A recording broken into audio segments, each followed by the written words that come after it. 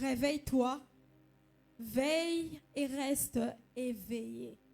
Je répète, réveille-toi, veille et reste en éveil ou éveillé.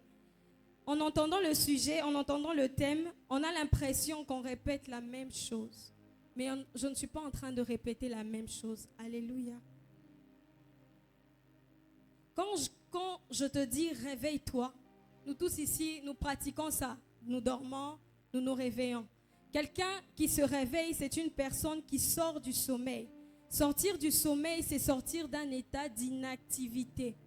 Quelqu'un qui est en train de dormir, il est en suspension d'activité. Est-ce que quelqu'un est avec moi ce soir? Ça ne vaut même pas la peine que je nous explique. On sait déjà c'est quoi c'est réveiller. Mais je voudrais déjà d'entrée de jeu nous parler de ce thème. Je voudrais nous dire que nous sommes dans un aspect spirituel. Nous sommes dans un angle spirituel. Vous allez plusieurs fois m'entendre parler de réveille-toi, de veille. Mais je voudrais que vous compreniez que c'est plus sur le plan spirituel. Alléluia. Réveille-toi. Ce soir, je viens dire à quelqu'un qui est en train de dormir, de se réveiller.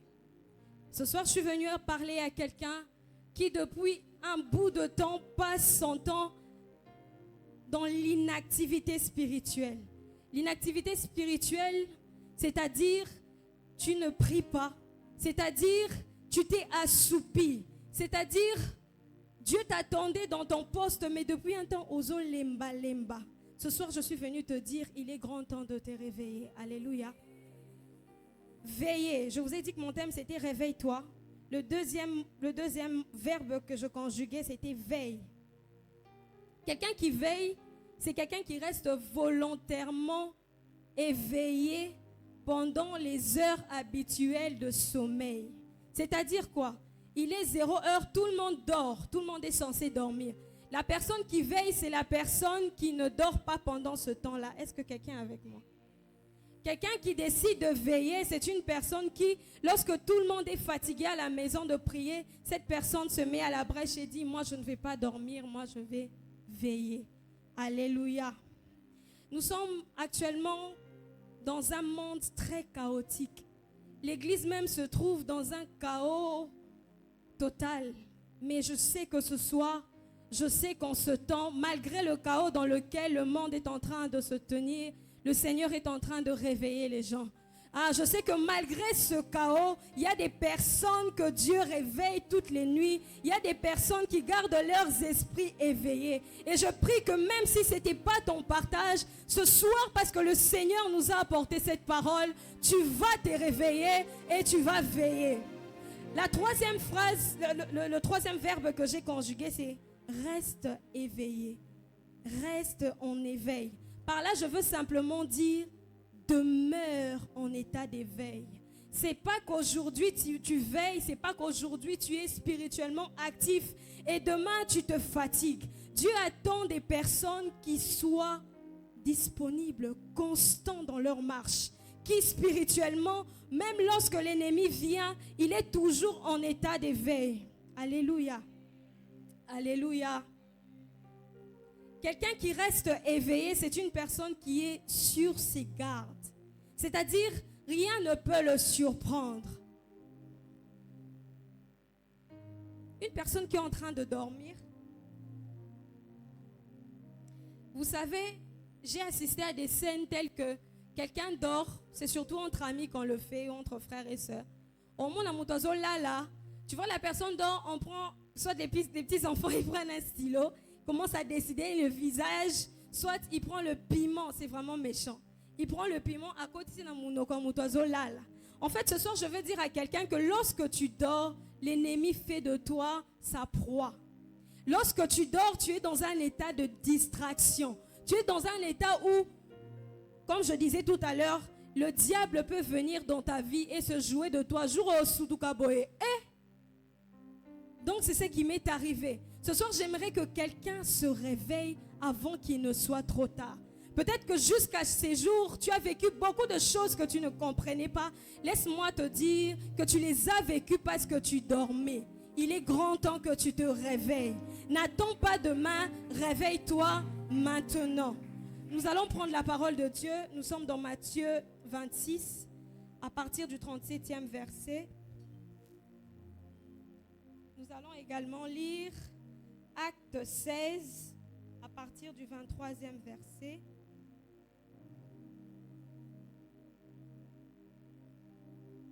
Dès qu'on y est, on peut dire Alléluia. On y est? Matthieu 26 au 37e verset. J'ai la version Louis II.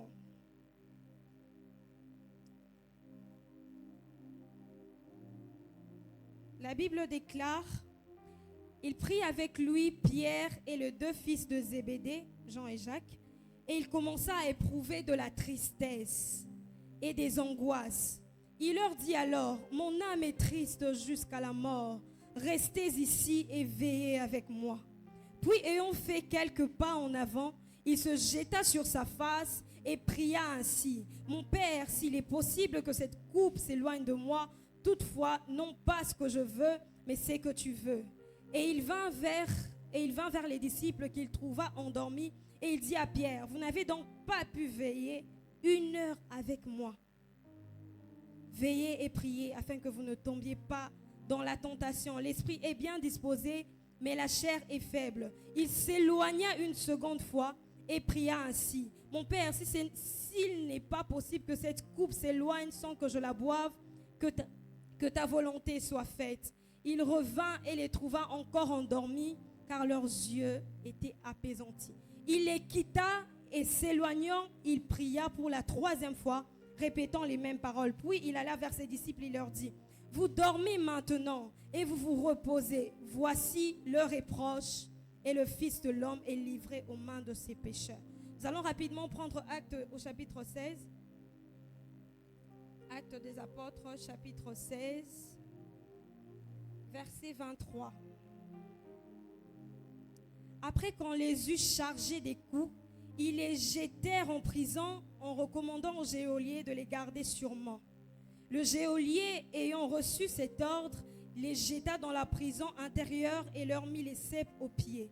Vers le milieu de la nuit, Paul et Silas priaient et chantaient de louanges de Dieu. Et les prisonniers les entendaient. Tout à coup, il se fit un grand tremblement de terre, en sorte que les fondements de la prison furent ébranlés au même instant. Je veux que tu soulignes au même instant. Toutes les portes s'ouvrirent. Je veux que tu soulignes toutes les portes s'ouvrirent. Et les liens de tous les prisonniers furent rompus. Je veux aussi que tu soulignes cela. Le geôlier se réveilla et lorsqu'il vit les portes de la prison ouvertes, il tira son épée et alla se tuer, pensant que les prisonniers s'étaient enfouis. Mais Paul cria d'une voix forte: ne te fais point de mal, nous sommes tous ici. Alors le geôlier, ayant demandé de la lumière, entra précipitamment et se jeta tout tremblant aux pieds de Paul et de Silas. Il le fit sortir et dit: Seigneur, que faut-il que je fasse pour être sauvé? Paul et Silas répondirent: crois au Seigneur Jésus et tu seras sauvé, toi et ta famille. On pouvait continuer, mais faute de temps, on s'arrête là. Alléluia. Je voudrais dire à quelqu'un ce soir: si tu es présent en ce lieu, c'est que tu es le choix de Dieu. La Bible nous dit que Jésus-Christ va à Gethsémane. Il n'a pas pris tous les apôtres. Il a choisi 3 personnes. Je viens te dire ce soir, si tu as été choisi ce soir, c'est que Dieu t'avait déjà sélectionné. Jean-Jacques, Pierre pouvaient se poser la question: je me mets à sa place. Peut-être est-ce que c'est leur arrivé une fois de se dire: pourquoi nous sommes si exceptionnels? C'est parce que Pierre, Jean et Jacques étaient différents des apôtres. Pierre, vous allez vous rendre compte que Pierre était caractérisé par les signes et les prodiges. On dit même que son ombre guérissait les malades. On dit que par son ombre, il y avait des miracles qui se faisaient. Vous allez voir Jean. Jean, c'était celui que Jésus aimait le plus. Et c'est par Jean que Dieu a révélé l'Apocalypse. Et quand vous voyez Jacques, c'est le premier disciple martyr. Alléluia. C'était pas n'importe qui. Ce soir, le Seigneur est en train de s'adresser à des personnes qu'il a choisies. Le Seigneur t'a choisi pour ta famille. Le Seigneur t'a choisi pour ton pays. Le Seigneur t'a choisi pour ce lieu. Je ne sais pas qui t'a découragé. Je ne sais pas quelle parole tu as entendue depuis que tu es tout enfant, que tu es inutile. Mais laisse-moi te dire que tu as beaucoup d'utilité aux yeux de Dieu. Je me suis posé la question. Jésus prend Pierre, Jean et Jacques. Il leur dit, veillez avec moi. Mais Jésus ne leur donne pas le sujet de prière. À quoi servaient Jean, Jacques et Pierre alors? Il fallait que Pierre, Jean et Jacques soient là. Même le Jésus Tout-Puissant avait besoin de Pierre, Jean et Jacques. Je viens te dire que dans cette génération, Dieu a besoin de toi pour susciter plusieurs autres vies. Alléluia. Ce soir-là, Pierre, Jean et Jacques ne pouvaient pas imaginer ce que leur réservait leur avenir. Mais Jésus les avait sélectionnés. Tu as été sélectionné pour veiller. C'est que j'aime avec Jésus. Jésus n'était pas fatigué. Je ne sais pas si tu as déjà entendu ce genre de message que le Seigneur nous transmet ce soir. Peut-être que tu as entendu plusieurs fois ce message. Réveille-toi, la mouka, osaliko, là, je ne sais pas. Tu as entendu tellement de fois ce genre de message. Mais aujourd'hui encore, le Seigneur vient toquer. Jésus ne s'est pas fatigué. Il avait ses angoisses. Mais ces angoisses ne l'ont pas empêché à rentrer encore leur dire, ne dormez pas. Ce soir, Jésus rentre te dire, réveille-toi. Il est important que tu veilles. Il est temps que tu te réveilles de ton sommeil. Pendant que tu dors, il y a plusieurs choses qui ne se passent pas. Pendant que tu dors, il y a des situations qui ne changent pas. On est là à se demander, Seigneur, mais pourquoi telle chose ne change pas dans ma vie? Mais pourquoi telle situation ne change pas? Mais c'est simplement parce que tu dors. Alléluia. Est-ce qu'on peut acclamer le Seigneur?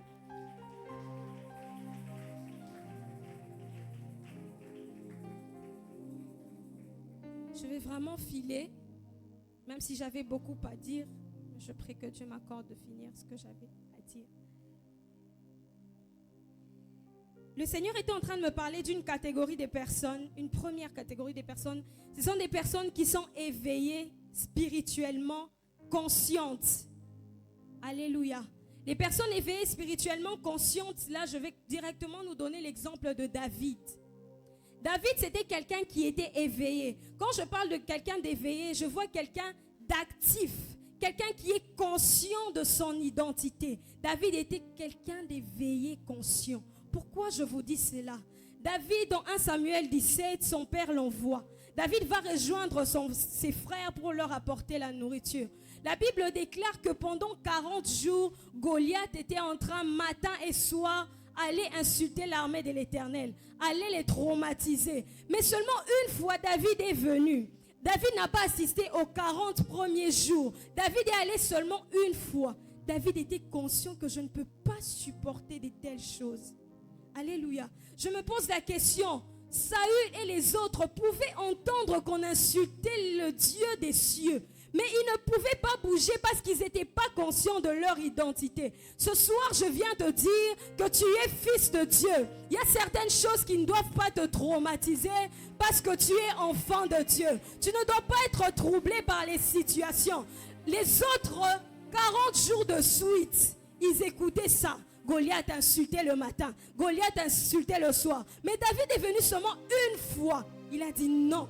Moi, je suis le fils de Dieu. Moi, je suis enfant de Dieu. Je ne peux pas supporter qu'on traite l'armée de l'Éternel de la façon. Et la Bible me dit que David a affronté Goliath. David n'avait aucune expérience. Tout ce qu'il savait qu'il avait, c'est qu'il avait le nom de l'Éternel. Ce soir, je viens te dire, tu n'as peut-être pas d'expérience, mais celui que tu as est plus fort. Le Seigneur me parlait d'une deuxième catégorie. C'est la catégorie des éveillés inconscients. C'est-à-dire des gens qui spirituellement viennent à l'église, ils parlent en langue, ils prient, ils peuvent faire des jours et des jours de jeûne, mais ce sont des gens inconscients. Pourquoi inconscients? Ce sont des gens plaintifs. Le Seigneur me faisait comprendre que David était conscient et il ne s'est pas plaint. Lorsqu'il est arrivé, il était objectif. Mais il y a des gens qui tous les jours, dans la présence de Dieu, ils commencent à pleurer. Dieu me dit, un père qui donne un cartable à son enfant, Il y a des cahiers, il y a tout à l'intérieur, les crayons, les stylos. Mais l'enfant, à chaque fois, papa, tu ne m'as pas donné les cahiers. Il est en train de pleurer. Pendant que son père l'a tout donné. Ah, je veux dire à quelqu'un ce soir, parfois tu paniques pendant que Dieu a tout mis en toi. Ah, tu as simplement besoin de faire un pas. Tu as simplement besoin de croire que tu es capable. Dieu est en train de me dire, il est temps que les gens arrêtent de se plaindre. Que les gens arrêtent de pleurer. Je suis là et je leur ai donné le pouvoir. Je leur ai légué le pouvoir. Il n'est plus la peine de commencer à pleurer, de commencer à se plaindre. La situation ne change pas. Seigneur, timu kolonini, timu kolokolamu kanama bondeli. Alléluia. Il y a certaines choses qui ne changent pas. On se questionne, on pleure. Seigneur, pasteur, et Dieu te repent. Jusqu'au jour où tu vas comprendre que si tu crois, tu verras la gloire de Dieu. Tu viens dans la présence de ton Père, mais tu n'es même pas conscient que ton Père t'a donné la victoire. La troisième catégorie dont le Seigneur me parlait, c'était les endormis. Lorsque le Seigneur me parlait des endormis, il faisait allusion aux personnes qui sont distraites. Là, je vois carrément Samson.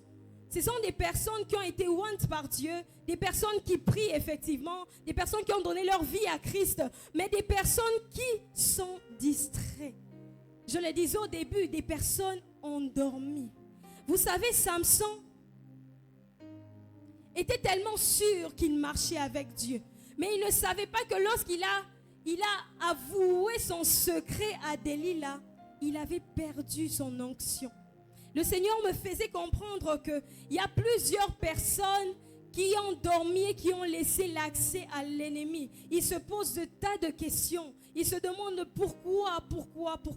Pour certains cas, Dieu a permis que tu vives une certaine bénédiction. Tu manquais un travail, Dieu t'a donné un travail. Tu manquais un fiancé, Dieu t'a donné un fiancé. Ce travail, ce fiancé, c'était une bénédiction. Mais en fait, cette bénédiction est devenue pour toi une distraction. Tu passais beaucoup de temps dans la présence de Dieu. Mais depuis que tu es entré dans cette relation, depuis que tu travailles là où tu travailles, tu te rends compte qu'il y a comme un chaos. Je voudrais vraiment ce soir parler à quelqu'un. Regarde un peu dans ta vie. Dieu t'a béni. Mais depuis que tu as cette bénédiction, c'est comme si tu ne pries plus. Tu es tellement focus sur ce que Dieu t'a donné. C'est comme ça que même Dieu était en train de tester Abraham. Dieu donne à Abraham Isaac. Il dit, je lui ai donné ce que son cœur désirait, mais je veux voir s'il m'aime plus que cet enfant. Abraham était prêt à sacrifier cet enfant pour le Seigneur. Ce soir, le Seigneur vient te dire, même s'il t'a béni, que cette bénédiction-là ne t'endorme pas. Osaki, moi, c'est ma bonne délit. Pendant je ne refuse pas. Je ne refuse pas, tu es fatigué. Mais une sentinelle, même si elle est fatiguée, elle est obligée de veiller. Est-ce que je parle à quelqu'un ce soir? Je disais que la personne qui veille, pendant que les autres dorment, elle ne dort pas. C'est-à-dire pendant que tout le monde peut trouver des raisons pour se reposer. Même si tu travailles, tu es hyper fatigué. Rappelle-toi du Dieu de ton alliance. Et Dieu me parlait des personnes qui, comme Samson, ont reçu une distraction vraiment très négative. Quand je dis très négative, je me répète. C'est juste une façon de dire que l'ennemi a envoyé dans ta vie une distraction pour te mettre dans un chaos. Depuis que tu vis, depuis que tu fréquentes telle ou telle autre personne, tu te rends compte que ça ne va pas trop. Mais moi, je pouvais beaucoup prier. Comment est-ce que je ne prie pas? Alléluia. Les endormis spirituels, ce sont les improductifs. Samson, c'était quelqu'un que le Seigneur avait oint. J'imagine que Dieu avait des tas et des tas de projets avec lui. Mais Samson, sa vie a été gâchée comme ça, à cause d'une simple distraction. Je veux dire à quelqu'un, je ne sais pas qu'est-ce qui te distrait en ce moment, mais reviens à ton poste. Mais rentre à ton poste. Tu as besoin d'être là à la brèche, parce que le Seigneur a seulement besoin de toi. Pas de deux personnes, mais le Seigneur a seulement besoin de toi. Alléluia. L'autre catégorie de personnes, c'est les éveillés de l'autre côté. Je n'étais pas vraiment obligée d'en parler, mais il fallait quand même que j'en parle. C'est clair, quand je dis les éveillés de l'autre côté, vous comprenez. Là, on voit les sorciers, les occultistes. Si j'ai voulu en parler, c'est pour nous motiver un peu. Lorsque je me mets à lire les témoignages de ces anciens sorciers, de ces anciens occultistes, lorsqu'ils racontent leurs histoires, tu te rends compte le nombre de sacrifices qu'ils font surtout les sacrifices en termes de sommeil. Tu vas entendre l'un d'eux te dire, d'après ce que j'ai entendu bien sûr, qui dit que je pouvais faire 7 jours dans la latte. Na 23h bayo zwanga, na 1h bayo zwanga. Après na zongi na 5h. Mais si ces gens-là n'ont pas la paix que le Seigneur donne, mais ils acceptent de se sacrifier, à plus forte raison nous qui avons Jésus, pouvons-nous un peu nous sacrifier? Pouvons-nous un peu nous mettre à notre poste et donner notre temps à Dieu? Être dans notre poste en train de prier matin, midi, soir. Et déjà, je profite de l'occasion pour dire, quelqu'un d'éveillé, ce n'est pas forcément quelqu'un qui prie la nuit. Quelqu'un peut avoir prié la nuit 5 heures du temps, 8 heures du temps, mais n'est pas éveillé. Quelqu'un d'éveillé spirituellement, c'est quelqu'un qui peut voir là où les gens ne voient pas. C'est quelqu'un qui peut regarder Papa Arsène et dire, je vois dans Papa Arsène, je vois que ces jours-ci, ça ne va pas. Que le Seigneur te fasse grâce. Quelqu'un qui est éveillé spirituellement, c'est celle qui peut voir une fille avec une longue jupe, mais détecte un esprit d'impudicité. Quelqu'un d'éveillé spirituellement, c'est celle qui, lorsqu'elle voit les événements, elle dit non, non, non, non, non. Dieu ne m'avait pas dit ça. Ce n'est pas quelqu'un qui passe des heures et des heures en prière, mais c'est quelqu'un qui est connecté à l'esprit et qui n'est pas surpris par ce qui se passe autour de lui. Il y a une habitude que j'ai prise depuis des années, c'est d'écrire tout dans un carnet. J'ai des prophéties de 2012, depuis que Dieu a commencé à me parler. Et vous savez ce que je fais? Je reviens toujours, c'est pas que j'y reviens tous les jours, mais je reviens toujours là-dessus, toutes les 2 semaines, parfois après une année. Et lorsque je reviens là-dessus, je me rends compte que voilà, Dieu m'avait dit en telle année, je rencontrerai un homme qui serait comme ça, comme ça, comme ça. Ou Dieu peut te dire, tu vas rencontrer un homme, sa mère ne sera pas clean spirituellement. Si toi tu ne reviens pas dans ce que Dieu t'avait dit, tu n'es pas éveillé. Alléluia. La dernière catégorie, je finis par là en parlant des catégories, ce sont les morts.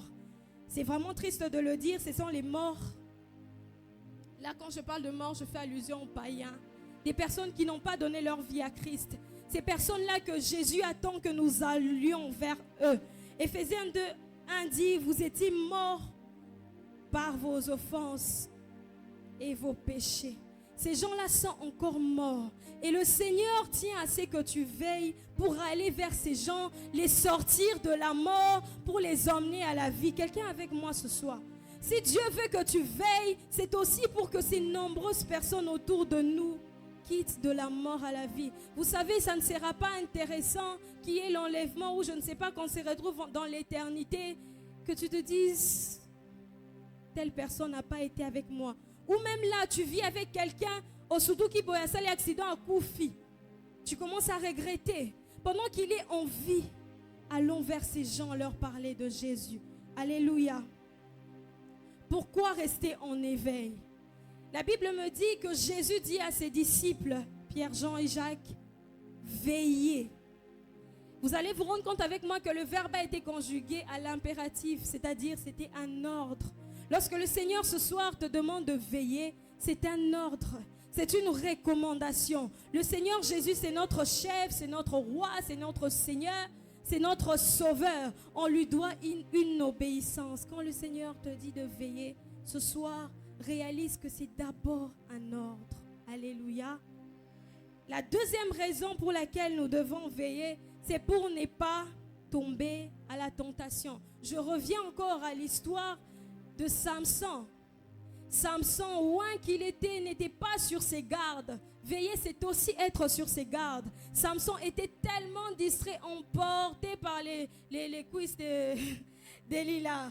Ce soir, je prie que Dieu te donne de résister au diable. Je prie que le Seigneur te garde éveillé, même lorsque la tentation viendra, que tu sois capable de résister, que le Seigneur te capacite au point où même le diable, quand il sera devant toi, que lui-même il fuit, il dit non, kokanangate. Bon ça, bateste nyoso, batindi fille, batindi prostituée, batindi fille qui met des longues jupes.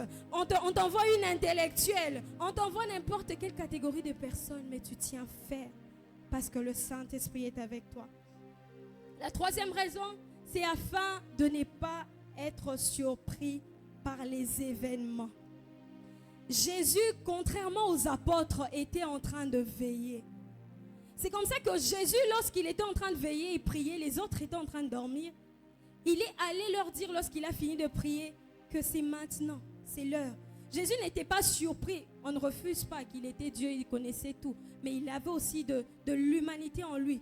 Jésus a veillé, il savait que les autres allaient venir. Il savait que c'était le moment de son arrestation. Il y a plusieurs choses qui nous arrivent parce que on est surpris, on se pose des milliers de questions. Mais simplement, Dieu prévoit de nous avertir.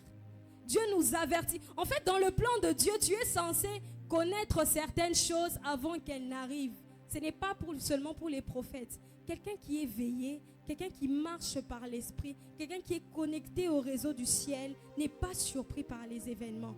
Il peut être là, Dieu lui dit non, ce matin tu ne sors pas parce que sur cette route, il se peut qu'il y ait un accident. Après, quand il y a un accident, Dieu m'avait dit, Eza Vantarte. Il y a certaines personnes qui pensent que les gens qui disent Dieu m'avait dit, allez, qu'est-ce qu'il y a, ça fier. Non, cette personne connaît le Dieu qui lui parle. Cette personne est connectée à Dieu.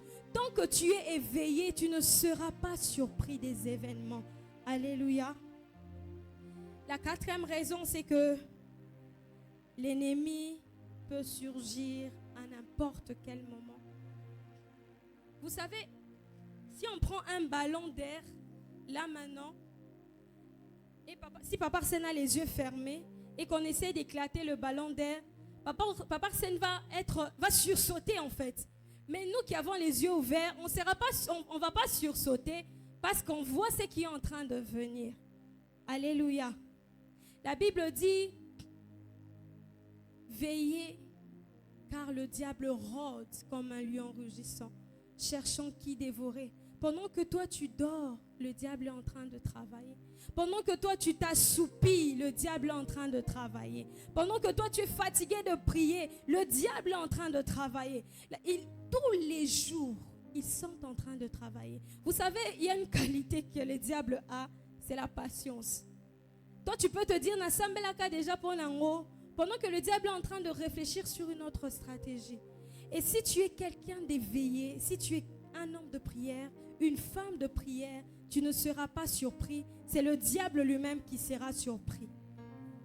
La cinquième raison pour laquelle nous devons veiller, c'est pour écouter Dieu. Habakkuk dit, je me tenais à mon poste et je veillais pour voir ce que Dieu me dirait. Dieu est disposé à nous parler. Dieu nous parle par des songes, Dieu nous parle par des visions, Dieu nous parle même comme ça. Il y a des messages que Dieu nous transmet comme ça qu'on ne saisit pas parce qu'on n'est pas éveillé, on est dans la distraction. Il y a certaines choses qui peuvent passer comme ça. Dieu t'a passé un message, mais parce que tu étais distrait, tu es passé à côté. Dieu te montre un songe, tu vois peut-être ton père meurt ou je sais pas, un membre de famille. Au Monica Izando, tellement que tu es distrait.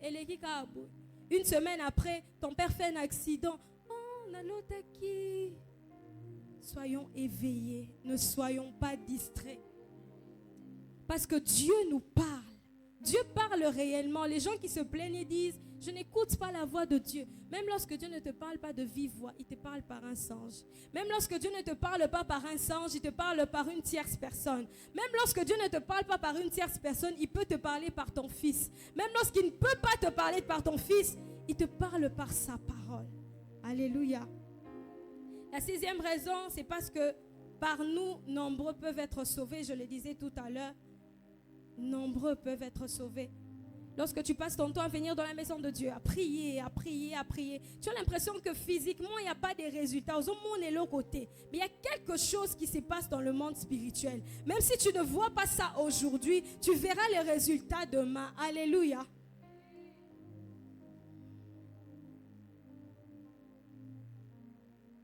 La septième raison, c'est pourquoi nous devons rester éveillés.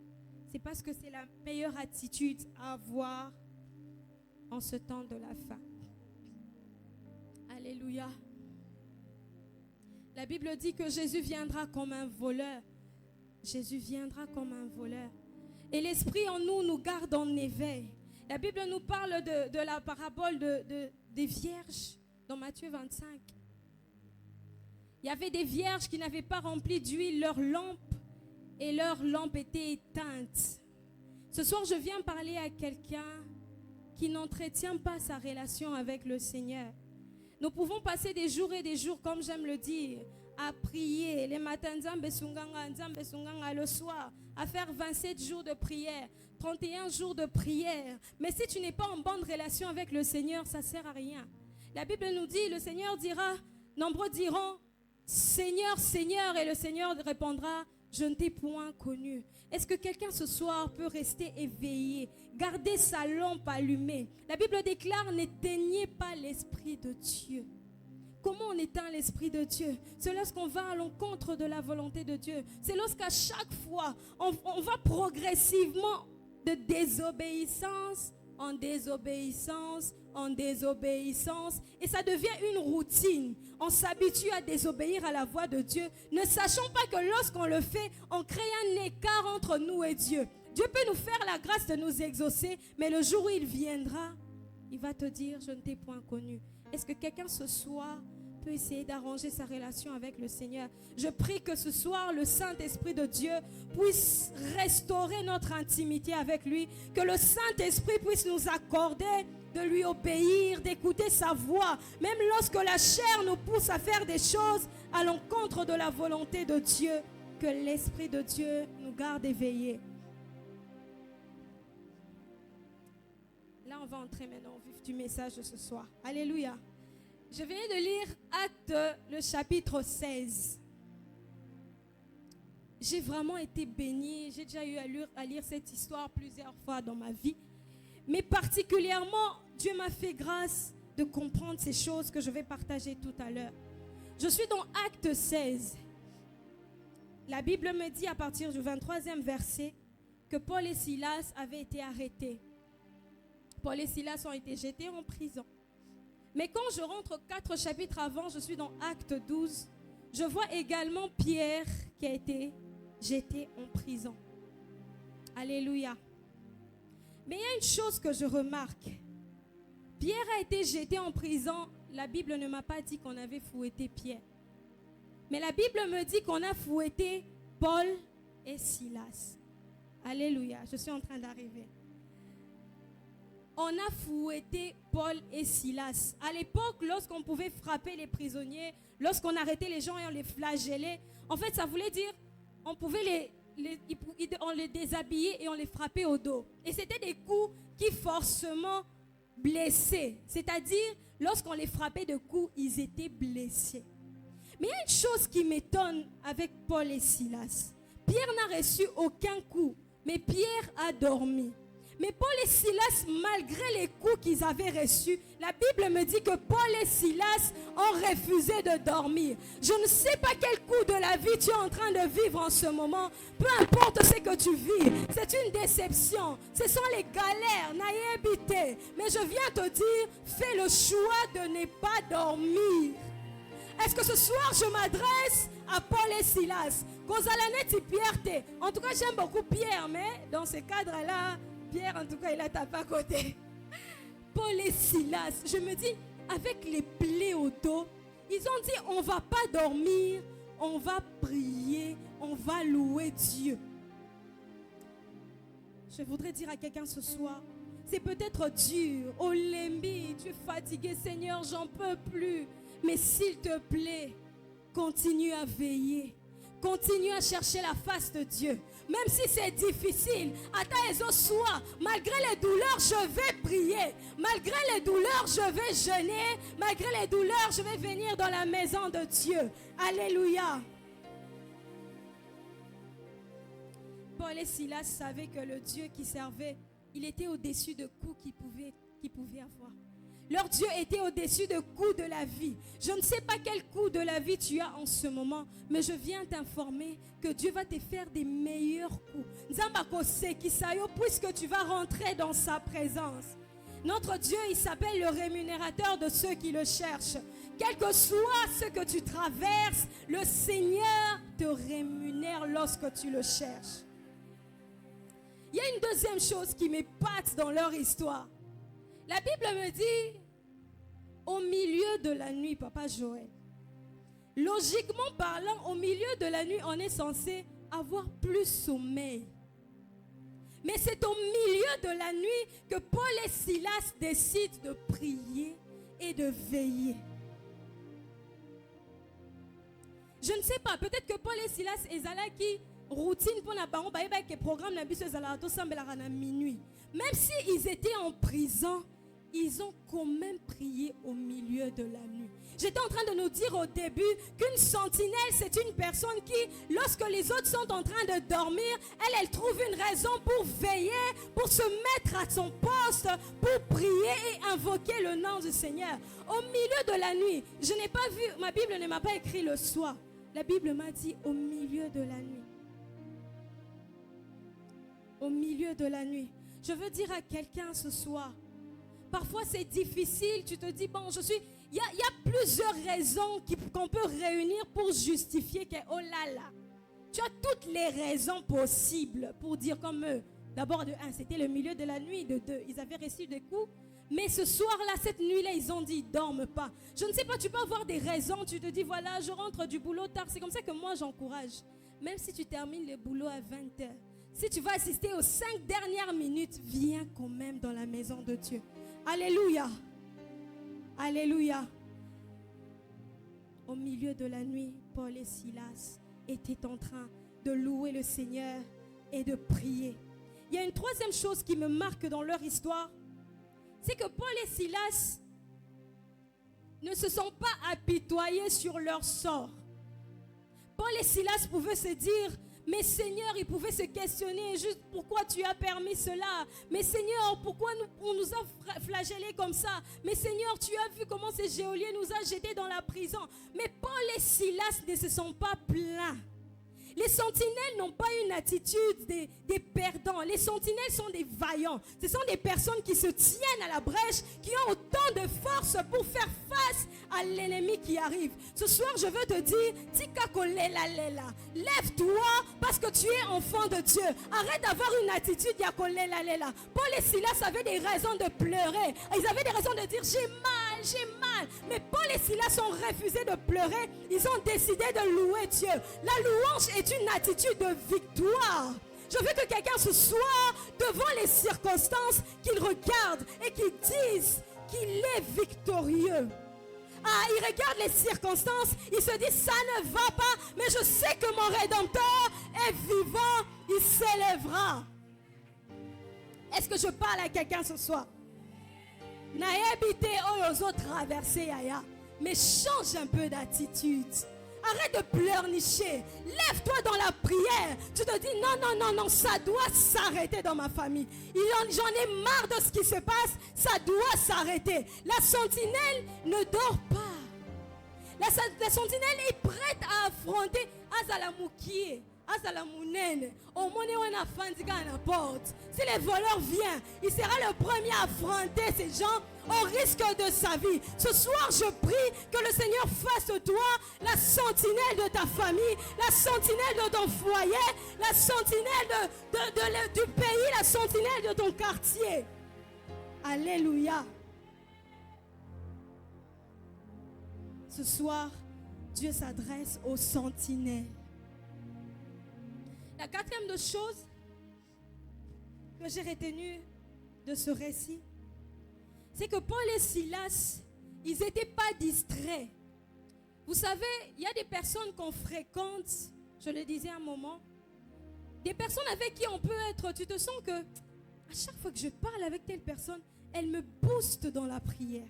À chaque fois que je partage avec cette personne, elle me pousse à chercher la face de Dieu. Mais tu te rends compte que depuis que tu parle avec cette personne, et ça la distraction, change-toi un peu les idées, va au café, va au... Je prie que Dieu mette à côté de toi des personnes qui te disent, on va chercher Dieu à la montagne. Des personnes qui te disent, prends 3 jours de jeûne et prière pour chercher la face de Dieu. Les personnes qui te disent, arrête avec cette relation, ça ne va pas, cherche la face de Dieu. La Bible me dit que Paul et Silas ont commencé à prier. Ils pouvaient, je leur donne toutes les raisons pour parler. Ils pouvaient commencer à parler de tout ce qu'ils ont fait. Ah, tu vois la fille là, l'esprit de Python. Au monde est bêta kiango. Ah, on a fait vraiment prier pour elle. Le Seigneur a agi. Mais ils n'étaient pas là en train de papoter. Ils n'étaient pas distraits. Malgré qu'ils étaient en prison, ils ont gardé l'attitude de prière. J'aimerais que ce soir, que le Seigneur te conscientise. Autant là, on a un entourage naïo, hein? Revois d'abord bien ton entourage. Vous savez, le diable nous emmène dans une telle distraction. Quelqu'un peut être si gentil, si irréprochable, mais c'est un envoyé du diable pour te mettre dans le chaos. Je prie que ce soir, le Seigneur te donne un discernement pour que tu sois capable de discerner les bons et les mauvais. Je retiens une cinquième chose qui m'a fait énormément du bien. La Bible me dit que Paul et Silas étaient en train de prier et tous les prisonniers les écoutaient. Nous sommes dans un temps où notre chrétienté doit crier fort. Nous sommes dans un temps où on n'a pas besoin de me dire, je vais, par exemple, chez Papa Arsène, je trouve un monsieur devant la porte. On ne va pas me dire que c'est une sentinelle. Je vois que c'est une sentinelle. On n'a pas besoin de dire que tu es chrétienne. On doit voir que tu es chrétienne. Chez toi à la maison, on n'a pas besoin de se poser des questions.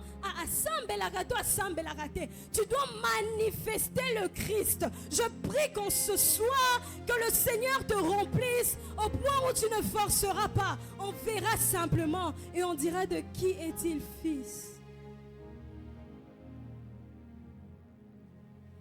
La sentinelle. La sentinelle n'a pas besoin de prouver. Je peux passer nuit chez des gens. On ne va pas me dire que Mouton Azola l'a dit. Nous, on va dormir. Mais la sentinelle ne va pas dormir. Ce soir, le Seigneur s'adresse aux sentinelles. Tu n'es pas obligé de faire des choses comme tes frères. Tu n'es pas obligé de faire des choses comme tes amis. Tu es exceptionnel. Tu dois faire les choses différemment parce que tu as une responsabilité. Tu as une grande responsabilité. Tu dois te tenir à la brèche et veiller. Alléluia. Alléluia.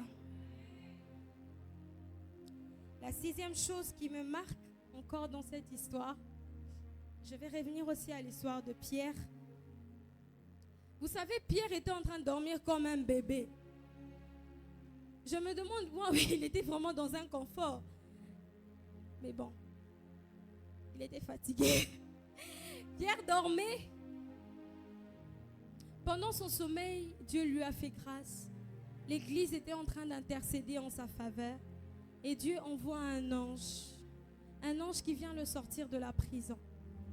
Pierre, on lui dit, en plus, Pierre en balamoussier, on a dit qu'on l'a tapé sur la côte pour le réveiller. Pierre se réveille, on lui dit, prends tes sandales, prends ta ceinture, allons-y. Il traverse la première porte, la deuxième porte. La Bible dit, pour Pierre, c'était comme une vision. Il ne savait même pas qu'on était en train de le sortir de la prison. Mais j'ai aimé Paul et Silas. Paul et Silas n'ont pas eu besoin qu'on les réveille par un ange. Parce que Paul et Silas, pendant qu'ils étaient en train d'invoquer le Dieu des cieux, le Dieu qui siège dans la louange, le Dieu des cieux lui-même est descendu. Ils n'avaient pas besoin d'un ange. Ce soir-là, cette nuit-là, Dieu est descendu. Je viens dire à quelqu'un, tu vas te décider de veiller et tu vas voir le Seigneur descendre pour intervenir dans ta vie. Ce soir-là, ils ne s'attendaient pas à une telle intervention divine. Paul et Silas priaient, chantaient comme à l'accoutumée. Mais les retombées de leur louange, ça dépassait l'entendement humain. Je prie que ce soir, que le fait que tu veilles te fasse descendre Dieu dans toute sa gloire.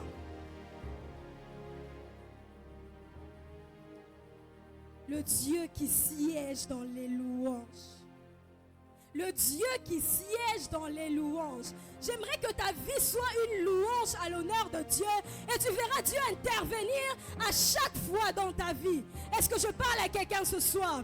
Est-ce que tu peux faire de ta vie une louange à l'honneur du Seigneur? Tu n'auras pas besoin de crier. Le Seigneur sera en train d'intervenir. Il va descendre et il va commencer à intervenir dans sa vie, dans ta vie. Ah, les retombées des louanges. La première des choses que le Seigneur a fait ce soir-là, cette nuit-là, la Bible dit, les fondements cessant ébranlés. Les fondements se sont ébranlés. La Bible déclare, si tu déchirais les cieux, si tu descendais, les montagnes s'ébranleraient. Cette nuit-là, ce n'était pas les montagnes. Cette nuit-là, c'était des rochers. Et le Dieu des armées, lorsqu'il descend, les rochers ne peuvent que s'ébranler. Ah, je suis en train de dire à quelqu'un, tu vas invoquer le Dieu des cieux. Je ne sais pas ce qui te résiste. Peut-être pour toi, c'est une montagne. Peut-être pour toi, ce sont des fondements. Mais le Seigneur va intervenir dans ta vie. Et tu vas voir ces choses en train de s'ébranler. Est-ce que vous pouvez imaginer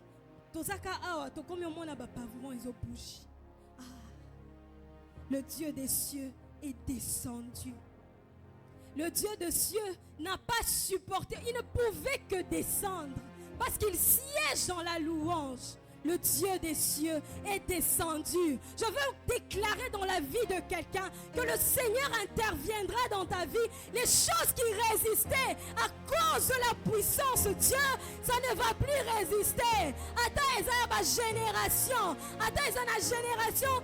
Passé à cause de la descente de Dieu dans sa vie et qu'on bouge. Cette situation qui ne bouge pas dans ta famille à cause de la descente de Dieu dans ta vie et qu'on bouge. Alléluia. La deuxième chose qui se passe lorsque Dieu est descendu, la Bible dit que les portes s'ouvrirent. Même les portes ont respecté. La Bible dit, portes élevées volantant et que le roi de rois fasse son entrée. Cette nuit-là, la prison a reconnu le Seigneur qui faisait son entrée dans ta vie. Dans la vie de Paul et Silas, dans cette prison-là. Je ne sais pas quel est l'obstacle de ta vie. Ma porte n'est kangamaki. Mais je prie au nom de Jésus. À cause de Dieu qui va descendre, ma porte est au banako fungwa yango moko. On recomprendre. Tu n'as pas fait d'effort, mais Dieu est descendu dans toute sa gloire. Les portes commencent à s'ouvrir. Ils disent non, ça c'est le roi de rois. On le laisse entrer. On le laisse entrer. Je suis en train de dire à quelqu'un ce soir, quelles que soient les portes fermées, Jésus peut les ouvrir. Est-ce que je parle à quelqu'un ce soir? Je viens te rappeler que les portes obéissent à Jésus. Les portes n'ont pas de choix. Les portes n'ont pas eu de choix que de s'ouvrir. Je prie au nom de Jésus que les portes fermées de ta vie n'aient pas de choix que de s'ouvrir. Ah, je décrète une saison d'ouverture de portes dans ta vie. Shakarana masota yana masa. Ibhoriana masokorobos. Jandala bosia de bohoriana mash. Rikele mosia de bohoriana maji. Rikanta la namosuta. Rikele bosia namashu. Il y a une chose que j'ai encore aimée. La Bible me dit, au même instant, je suis en train de parler ce soir à quelqu'un qui se pose des questions. On a affaire au Dieu du tout à coup.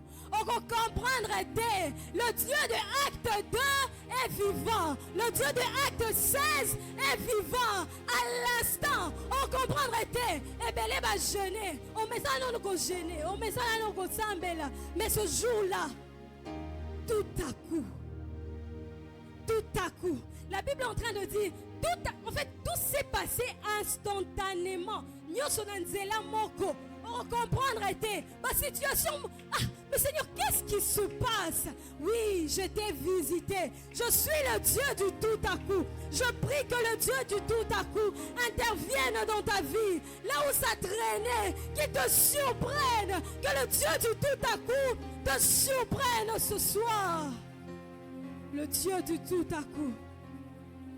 Au moment où il s'y attendait le mois.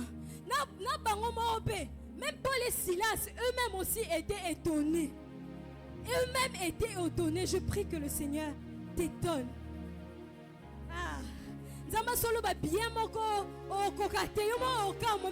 Comment c'est arrivé? Et Dieu va te répondre que je suis le Dieu du tout à coup. Alléluia. Est-ce qu'on peut acclamer le Seigneur?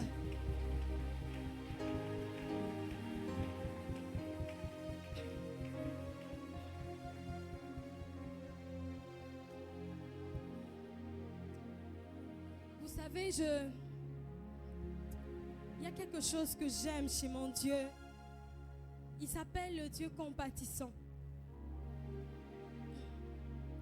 Notre Dieu, ce n'est pas le genre à venir seulement vous impressionner et rentrer chez lui.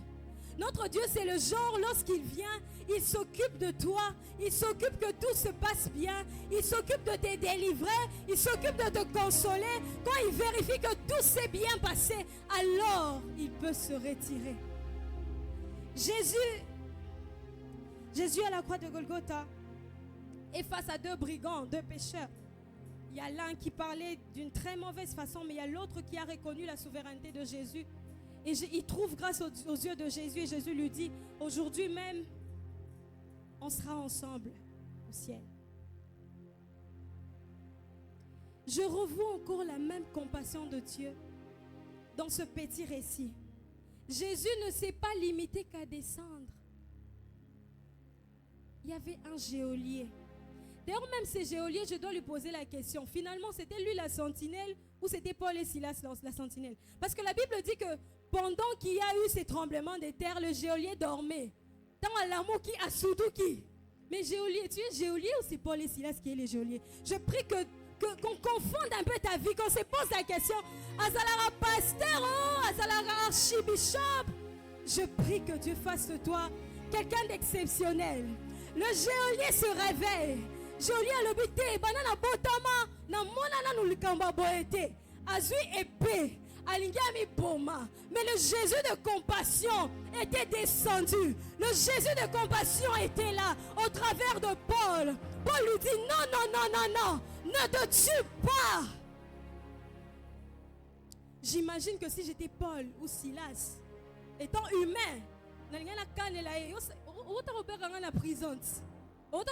la prison. Maintenant là tu fais, tue-toi d'ailleurs, tue-toi comme on les fait souvent. Que nos ennemis meurent.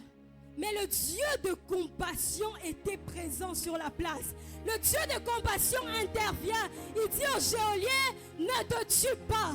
Et le geôlier dit, qu'est-ce que je dois faire pour être sauvé? Crois au Seigneur Jésus, tu seras sauvé, toi et ta famille. Ce soir, je suis venu parler à quelqu'un. Tu as peut-être de la haine pour certaines personnes. Mais s'il te plaît, on t'a parlé d'une sorcellerie de telle ou telle autre tante, telle ou telle autre personne. À la place de la haine, tu as compassion, un amour divin.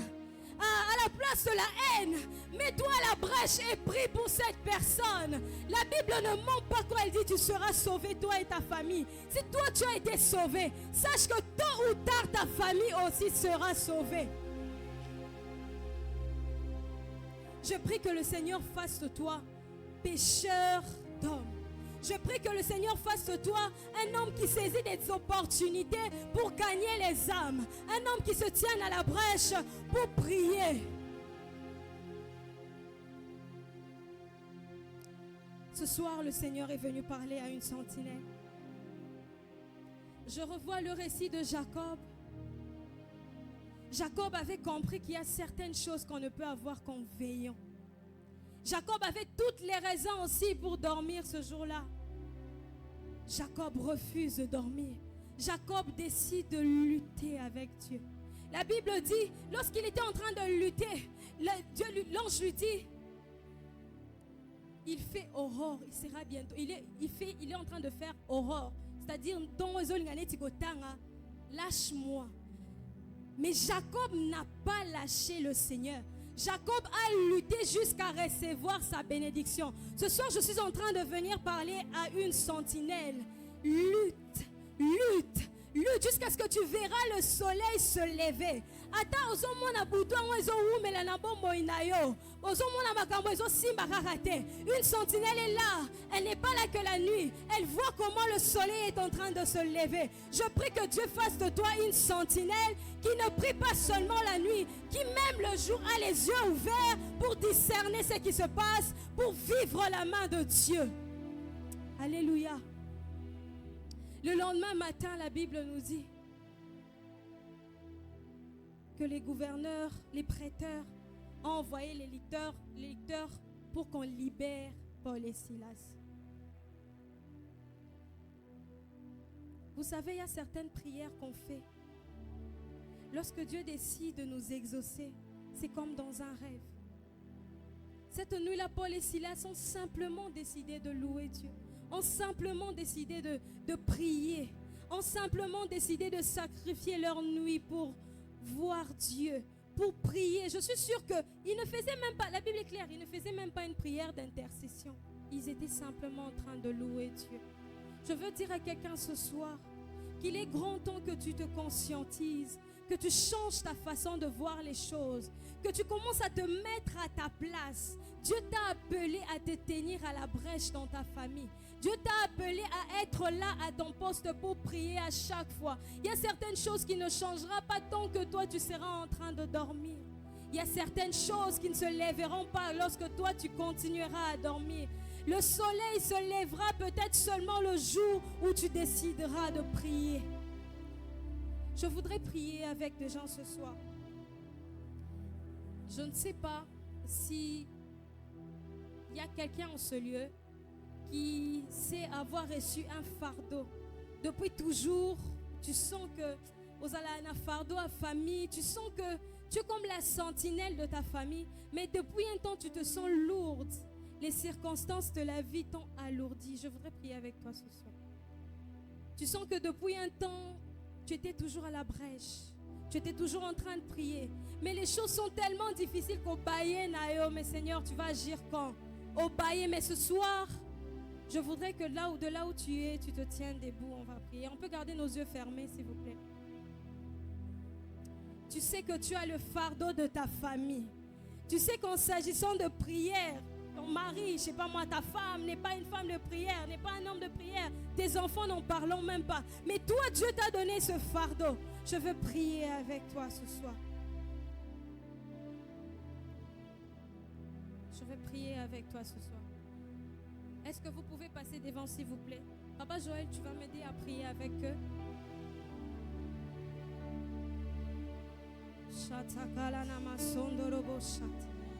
Si kele mosiana maria la la la boshana la la la, si poria la bashokorobosh, si paria la basonto yoko la namazinte, si kanamaye.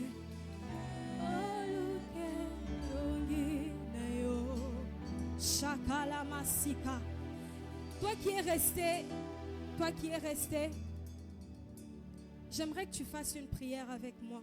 Papa Joël, toi qui es resté, j'aimerais que tu fasses une prière avec moi.